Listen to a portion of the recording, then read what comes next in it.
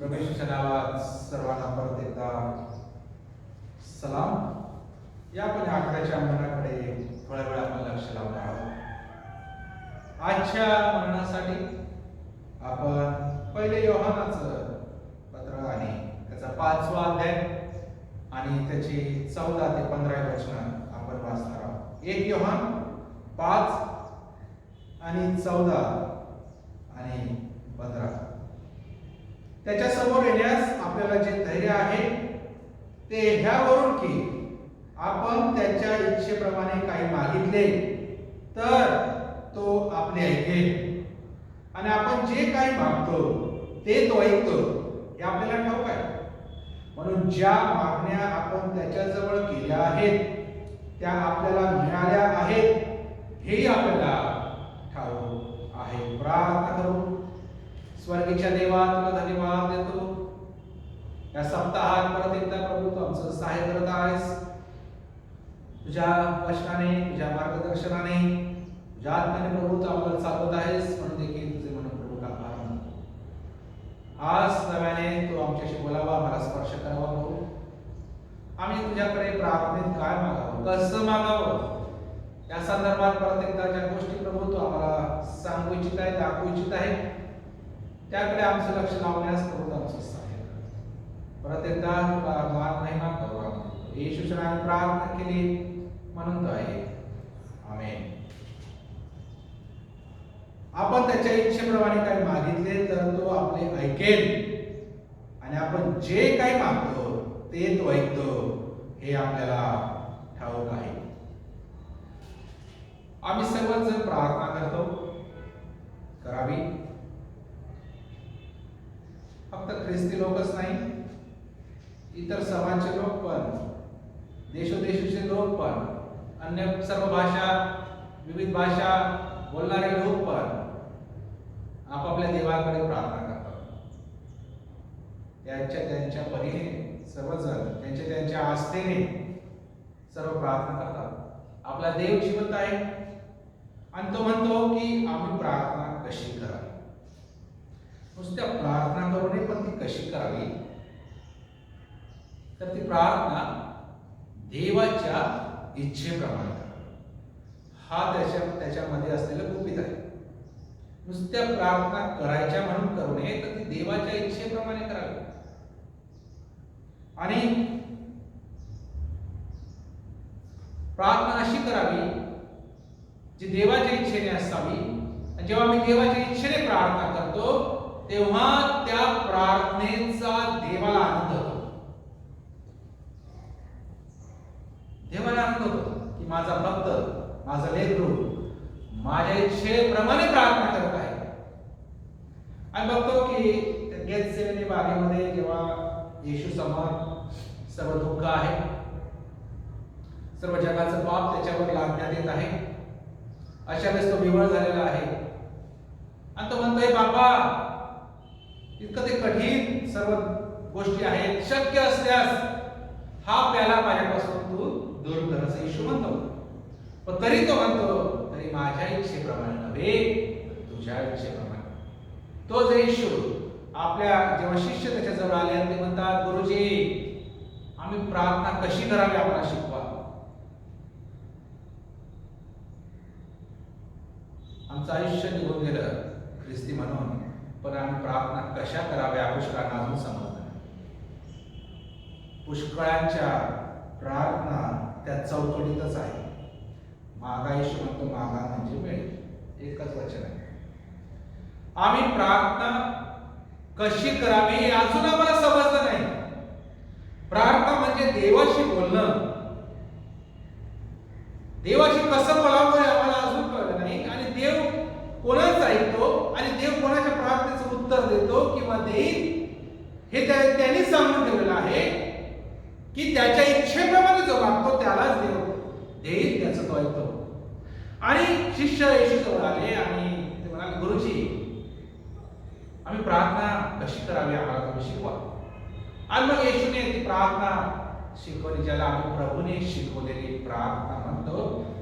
प्रत्येक सभेच्या अंती शेवटा समिती म्हणतो आणि त्याच्यानंतर आम्ही जातो. आणि येशू म्हणतो तिथे तो फक्त प्रार्थना कशी करावी हा फॉर्मॅट आहे. आम्ही त्याला ट्रेडिशन म्हणून टाकलं. ती ऍक्च्युली प्रार्थना आहे. आणि त्या प्रार्थनेत आम्ही म्हणतो जसं येशूने शिकवलं शिष्यांना, माझ्या इच्छेप्रमाणे नव्हे तुझ्या इच्छेप्रमाणे. येशू म्हणतो म्हणजे पित्याच्या इच्छेप्रमाणे. आम्ही आमच्या इच्छेप्रमाणे सगळ्या गोष्टी मागतो, शेवटी मग ह्या गोष्टी आम्ही समजून घेत नसताना अज्ञानतेने या गोष्टी करतो. कारण जोपर्यंत देवाच्या इच्छेप्रमाणे आम्ही प्रार्थना करत नाही, मागत नाही, तोपर्यंत आम्हाला मिळणार नाही. ती बायबल बरोबर असेल. इतर लोक जसं आपण पाहिलं आपण ते पण प्रयत्न करतात, ते पण प्रार्थना करतात आपापल्या देवाकडे, ते पण काय मागतात.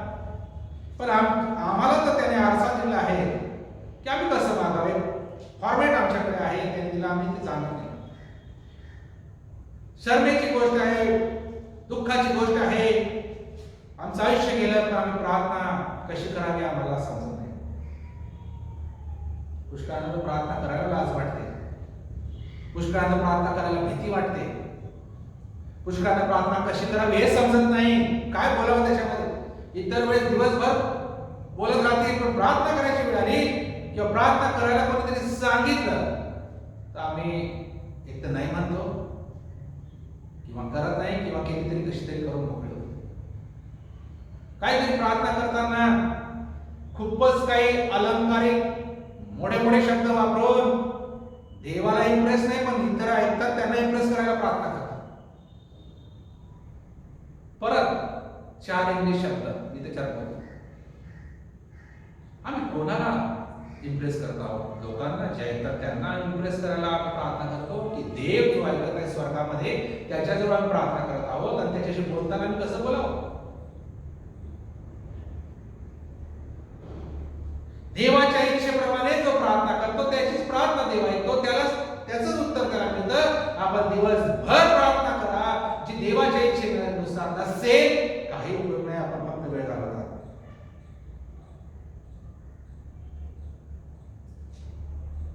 आम्ही जर त्याच्या इच्छेप्रमाणे मागतो आणि तो देतो, पण त्याच्या इच्छेच्या अटी आम्ही जाणून घेतल्या पाहिजे.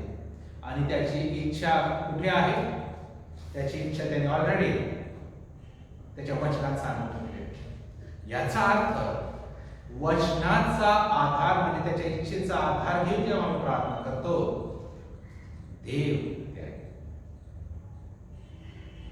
देवाचे सेवक म्हणाले, वचन ठीक आहे पण सर्वात महत्वाची प्रार्थना आहे, वचन नाही. मला त्यांना सांगायची गरज वाटते, वचन पहिले आहे, कारण त्याच्यात देवाची इच्छा आहे. प्रार्थनेत पुष्कळदा आमचं ओझं असतं, आमच्या इच्छा असतात, आम्हाला जसं फील होतं तसं आम्ही बोलतो. काही वेळेस बनावटी बोलतो, काही वेळेस आवाज बोलतो, पण हे खोटं नाही, हे जसं आहे तसं आहे. आणि जेव्हा आम्ही वचनाचा अभ्यास करून देवाच्या इच्छा समजून त्याप्रमाणे जेव्हा आम्ही प्रार्थना करतो, म्हणजे पहिले वचन आहे. प्रार्थना आमचा श्वास आहे. फक्त कुठेतरी बसून कोपऱ्यामध्ये बसून एकांतात बसून प्रार्थना करायलाच प्रार्थना म्हणत नाही. आम्ही चालताना प्रार्थना करू शकतो 2 मिनिटाची, आम्ही पुढे प्रवास करत असताना प्रार्थना करू शकतो, आमच्या विचारात आमच्या प्रार्थना असतात. असं काही विशिष्ट काही गोष्ट नाही. पण वचन महत्वाचं आहे. वचनाच्या आधारावर प्रार्थना करणं, तेव्हा देव ते ऐकतो. म्हणजे देवाच्या इच्छेनुसार प्रार्थना जेव्हा आम्ही करतो तेव्हा देव ऐकतो. नुसत्या प्रार्थना करत आहे, वचन काय माहिती नाही, वचनानुसार नाही, तर ती इतर लोक पण करतात, खूप चांगल्या रीतीने करतात, आमच्यापेक्षा कष्ट करून करतात, अनपाणी जाऊन उपास तापास करून काय काय करत नाही ते, काय काय ते गुडघ्यावर जाऊन. आम्ही तर करणार पण नाही, एवढे भक्तीमध्ये ते करतात, त्याला अर्थ नाही. ज्या प्रार्थना देवाच्या वचनाच्या वर आधारित नाही त्या देवाला मान्य नाही, स्वीकृत नाही. म्हणून वचन महत्वाचं आहे. आणि देवाच्या वचनात नुसार जेव्हा आम्ही काही मागतो ते देवाला द्यायला पण आलं पडतं त्या गोष्टी.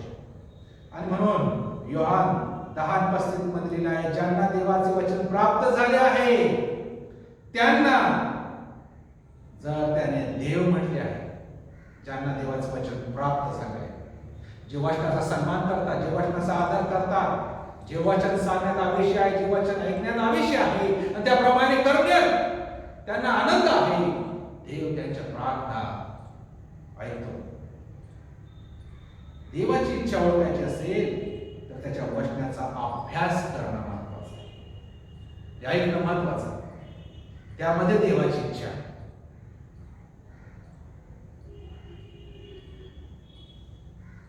जर आम्ही त्याच्या वचनाकडे दुर्लक्ष करतो तर आम्हाला देवाची इच्छा समजणार नाही आणि मग आम्हाला काय होईल, आमचं नुकसान होईल, आम्हाला उत्तर पण मिळणार नाही प्रार्थनेचं. आज पुष्कळ परिवारामध्ये, ख्रिस्ती कुटुंबामध्ये प्रार्थना तर होतात पण प्रार्थनेचं उत्तर का मिळत नाही? पुष्कळ आम्ही आता ह्या लॉकडाऊन मध्ये घरोघरी प्रार्थना सुरू केल्या आहेत, सर्व मंडळांमध्ये आहेच. पण जेव्हा लॉकडाऊन नव्हतं ना तेव्हा चर्चमध्ये पण नाही.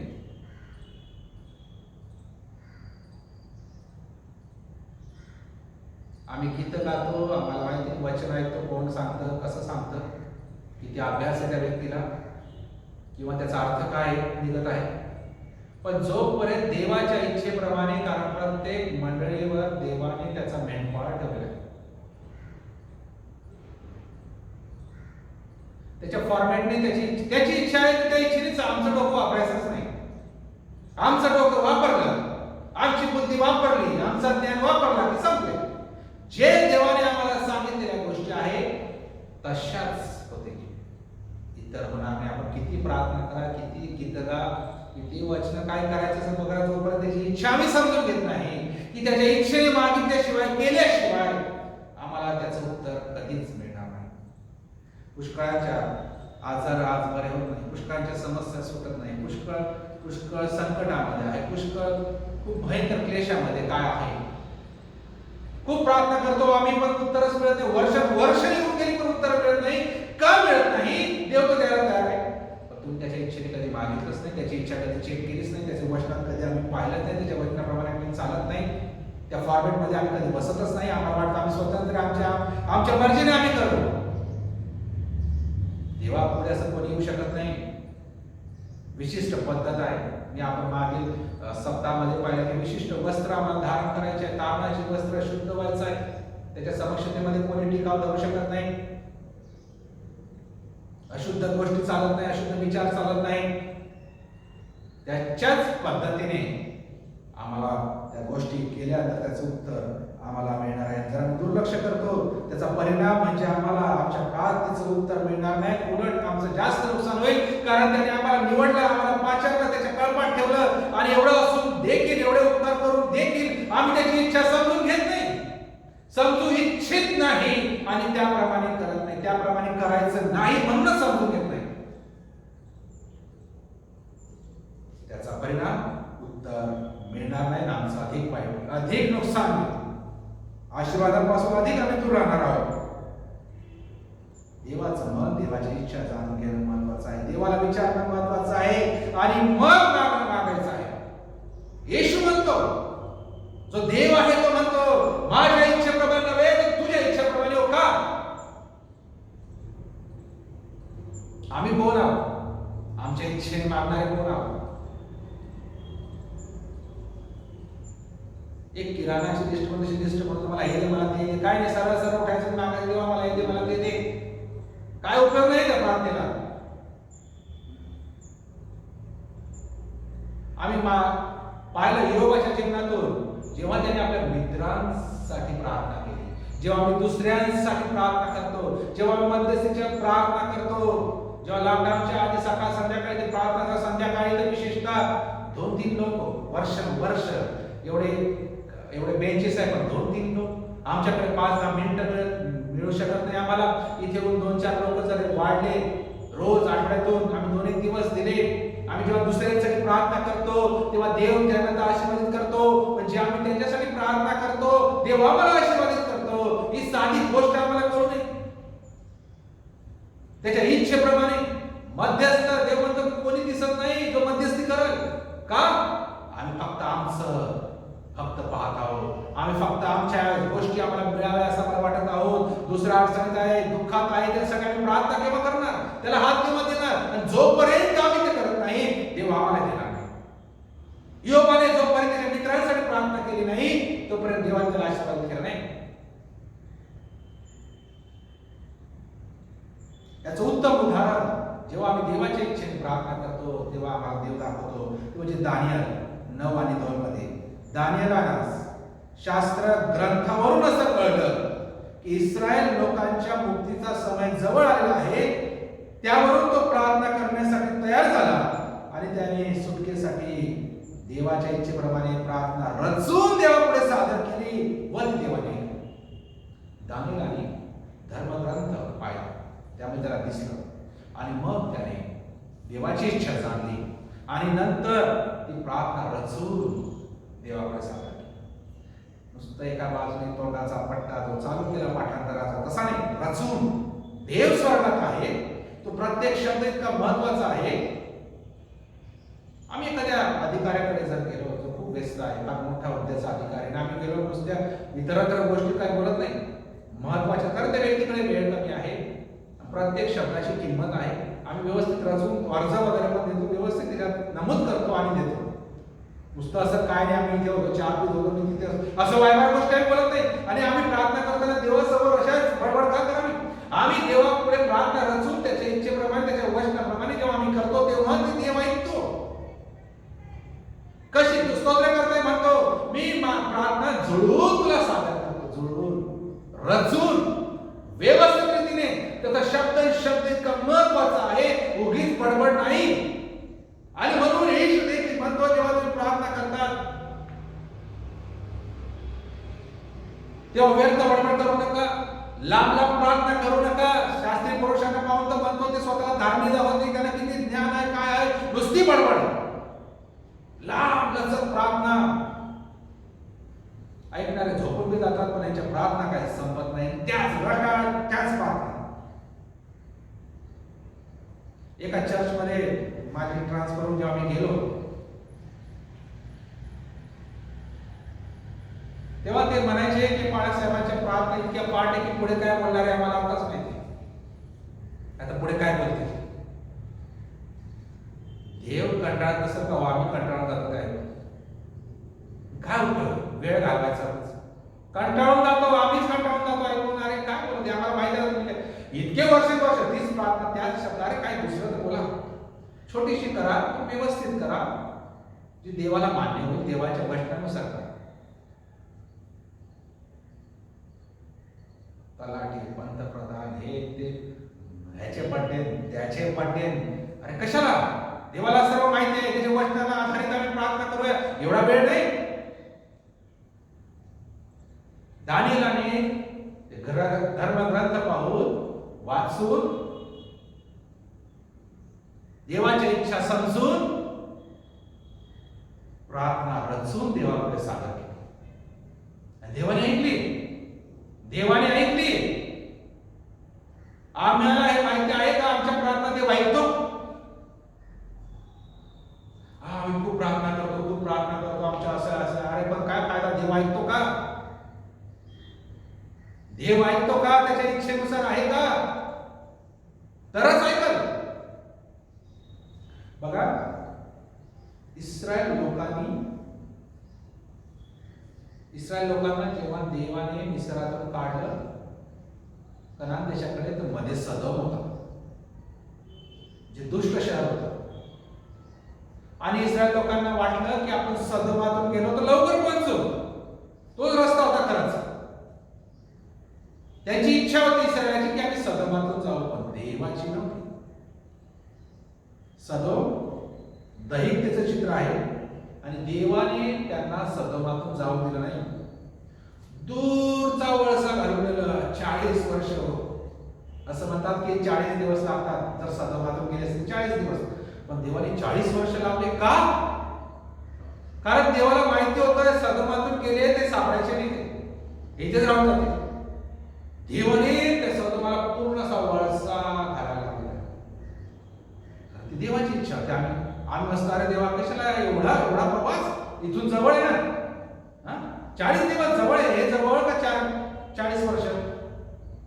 कोणतं सोपं आपण म्हटलं असतं आपल्या बुद्धीने, पण देवाची इच्छा ती देवाचीच इच्छा. देवाने त्यांना 40 वर्षाच्या प्रवासातूनच नेलं, कारण तशी त्यांची इच्छा होती. जरी लांबून त्यांना जावं लागलं, पण देव त्यांना त्याच्या इच्छेप्रमाणे वागण्यास शिकवत होता. आम्ही जर विलंब करत आहोत तर देव अजून विलंब करायला आम्हाला शिकवण्यास जर आम्ही शिकत नाही. आम्ही हट्टी आहोत, आम्ही शिकत नाही. आमच्या इच्छेप्रमाणेच आम्हाला करण्यास आनंद आहे. आम्हाला देवाच्या इच्छेप्रमाणे करण्यास जर रस नसेल, आवड नसेल, तर देव आम्हाला अधिक विलंब देतो. जोपर्यंत आम्ही शिकत नाही, जोपर्यंत इस्रायल लोक शिकत नाही, हट्टी हृदयाचे होते, मनाचे होते, देवाने त्यांना 40 वर्ष फिरवले, तिथेच चढवून टाकले, तिथेच त्यांच्या कबरा होत्या. कारण ते ऐकत नव्हते. त्यांच्या स्वतःच्या इच्छेने चालणारे लोक होते. ताट मानेचे लोक होते. ताट मानेचे लोक आहेत. यांनी माना उंचवलेले आहे, यांच्या गोव्या उंचवलेल्या आहेत, यांच्या पापण्या उंचवलेल्या आहेत. देव म्हणतो देवाच्या इच्छेप्रमाणे आम्ही प्रार्थना करत नाही तर व्यर्थ आहे.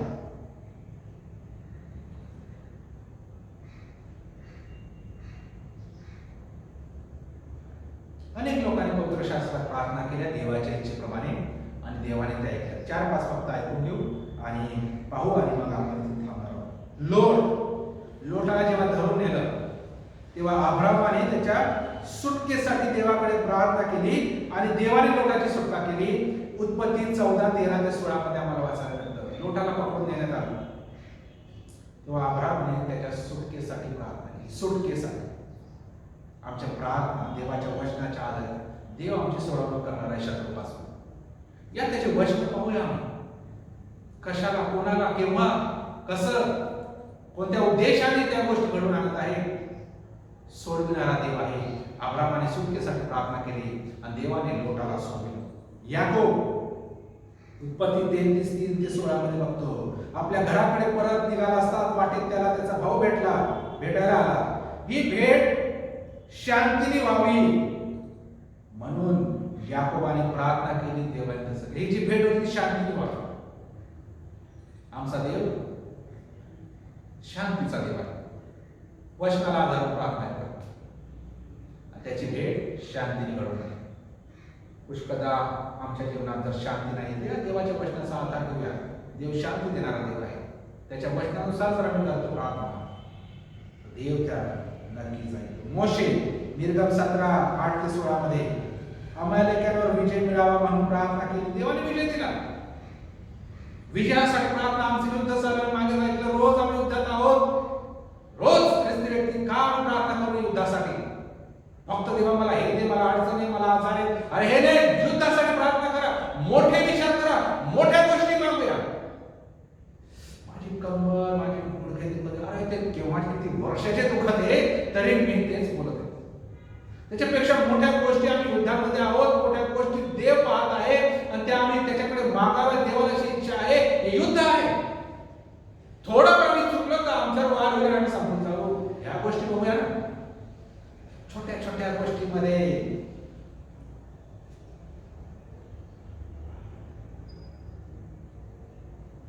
उदाहरण देणं चुकीचं आहे. पण काही प्राणी, काही पक्षी आहेत, फक्त त्यांची मान खालीच, एक हात एका कधी वाचन वर अजून काय आहे.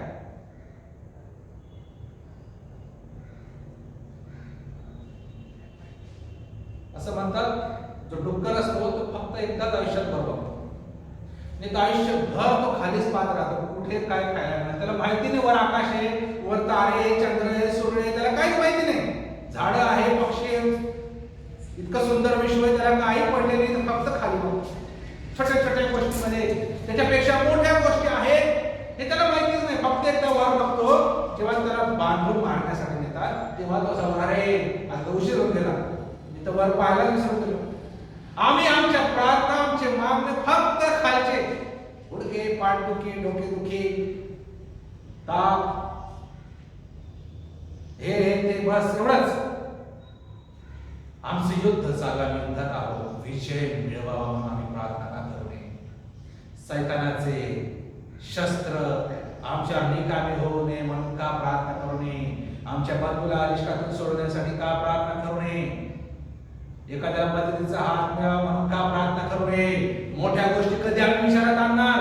त्यामध्ये देवाची इच्छा आहे. आणि जेव्हा आम्ही त्या मोठ्या गोष्टी मागण्या आधीच तुम्हाला देऊन दिले, झोपेत देणारा देव. आम्ही छोट्या छोट्या गोष्टींमध्ये पूर्ण आयुष्य संपून टाकले. इथे तेल लाव, तिथे तेल लाव, काय काय होत नाही. ते असं की आपण बरं होत जाईल, 5-7 दिवसांनी तो ताप जातो तसं आहे आपण, कारण आमच्यामध्ये रोग प्रतिकारक शक्ती आहे.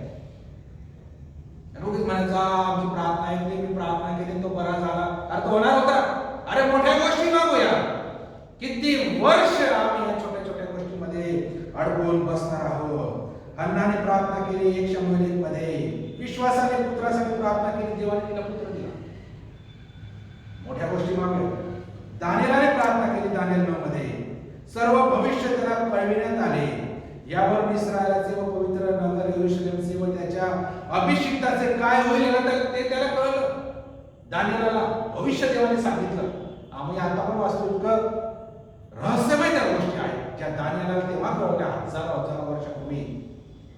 या सर्वांनी ज्या प्रार्थना केल्या त्या देवाच्या इच्छेप्रमाणे केल्या, देवाच्या वचनाप्रमाणे केल्या आणि देवाने त्या ऐकल्या.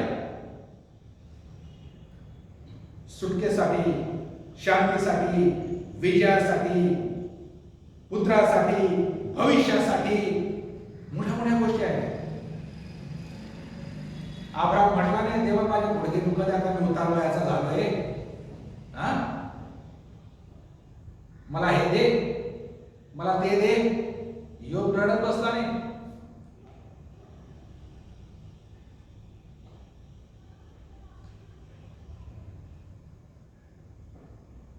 स्तोत्र 4 शेवटलं वचन आम्ही वाचले येथे, यामुळे देवाच्या ठाई आम्हास आनंद होईल व तो आमचे मन पूर्ण करेल. देवाला आनंद व्हावा, आम्हाला आनंद व्हावा, म्हणजे आमचे मनोरथ पूर्ण होईल. अशा प्रार्थना करू ज्या देवाला, ज्यामुळे आनंद मिळेल, ज्यामुळे देवाला उत्तर देण्यास देखील समाधान वाटेल, आनंद वाटेल, आवेश. आणि आम्ही त्याचे नेत्र आहोत, तो का म्हणून आम्हाला देत नाही, देणार नाही. पण त्याची इच्छा आहे की आम्ही मागावं, आणि मागावं तर काय मागावं.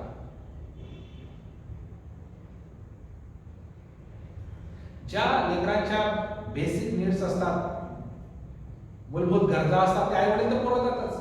त्यांना वाटलं काहीतरी मागावं तर ते मागतात. या ज्या सर्व गोष्टी आहेत, सर्व देवता आम्हाला देतच आहे. आम्ही काय मागावं, कशाला व्यस्त वेळ करायचा. आम्ही आयुष्य एकदम थोडं आहे, त्याच्यात नुसतं ह्याच रटाळ गोष्टीमध्ये आम्ही का म्हणून अडकून पडावं, आम्ही का म्हणून मोठे विचार करू नये, का म्हणून मोठ्या गोष्टी आम्ही मागू नये, ज्यामुळे आमचं आमच्या बरोबर सर्वांचं कल्याण होईल, सर्वांना आशीर्वाद मिळेल. या मागायचं असेल. रोज इथे संध्याकाळी प्रार्थना होत होती आणि यापुढे होणार आहे. आपण या इतरांसाठी मागूया, दुसऱ्यांसाठी मागूया, दुसऱ्यांप्रती आम्ही लढूया. कारण मध्यस्थ कोणी नाही, खूप कमी आहे. आणि आम्हाला गरज आहे, मंडळीसाठी गरज आहे, कुटुंबासाठी गरज आहे. आमच्या मंडळांमध्ये जी व्यवस्था सैतानाने माजवली, जे दुष्कृत्य सैतानाने माजवले आहे, ते नष्ट करण्याची आम्हाला गरज आहे. त्यासाठी आम्हाला प्रार्थना करणारे हात पाहिजे, लोक पाहिजे या ठिकाणी. ते मागायला इकडे आम्ही येऊया. देवांचं मंदिर आम्हाला दिलेलं आहे, तिथे आम्ही येऊया. मी घरी प्रार्थना करतो म्हणून मला चर्चला जायची गरज नाही, असं होत नाही. देवाची इच्छा आहे आम्ही एकत्रित यावं, तेव्हाच उत्तर मिळेल. आमच्या इच्छेने मिळणार नाहीच. आणि म्हणून देवाच्या इच्छेने केलेल्या प्रार्थना देव ऐकत आहे. आणि म्हणून जे आम्ही त्याच्या इच्छेने मागतो तेव्हा आम्हाला देते. जर आपल्याला वाटतं आमच्या प्रार्थना देवाने ऐकावं, जर आम्हाला वाटतं त्या प्रार्थनेचं उत्तर तर देवाने आम्हाला द्यावं, का म्हणून त्याच्या वचनाचा अभ्यास करून त्यानुसार आम्ही मागू. तेव्हा वचनाद्वारे आम्हाला सर्वांना त्याच्या इच्छेने मागण्यास तो सहाय्य करू. प्रार्थना करू. स्वर्गीच्या पित्या तुला धन्यवाद देतो. प्रभू येशू ख्रिस्ता, तू आम्हाला शिकवलंस, तू आम्हाला दाखवलंस की तू नेहमी तुझ्या पित्याच्या आज्ञेमध्ये राहिलास. तुझ्या स्वतःच्या इच्छेने तू काही केलं नाही. आपल्या परिपाठाप्रमाणे तू त्या डोंगरावर जात होता प्रार्थनेसाठी, आपल्या पित्याशी बोलण्यासाठी, पित्याच्या इच्छा जाणून घेण्यासाठी. प्रभू आम्ही इथं आमच्या इच्छेनेच प्रार्थना करतो. आम्ही तर तुझं वचन पाहू इच्छित नाही, तुझ्या वचनातील गोष्टी आज्ञा आम्ही पाहू इच्छित नाही, त्याप्रमाणे मागू इच्छित नाही. आम्हाला जसं वाटतं तसं आम्ही मागतो, पण तसं नाही. तुझ्या इच्छेने मागावं यासाठी तू सहाय्य करतो. या वचनात दाखवलेल्या गोष्टी त्या समजण्यास, त्याप्रमाणे करण्यास आम्हा प्रत्येकाचं तू नव्याने सहाय्य करावं अशी तुझ्याकडे प्रार्थना. प्रभू येशूच्या नावाने प्रार्थना केली म्हणून आहे. आमेन. सर्वांना सलाम.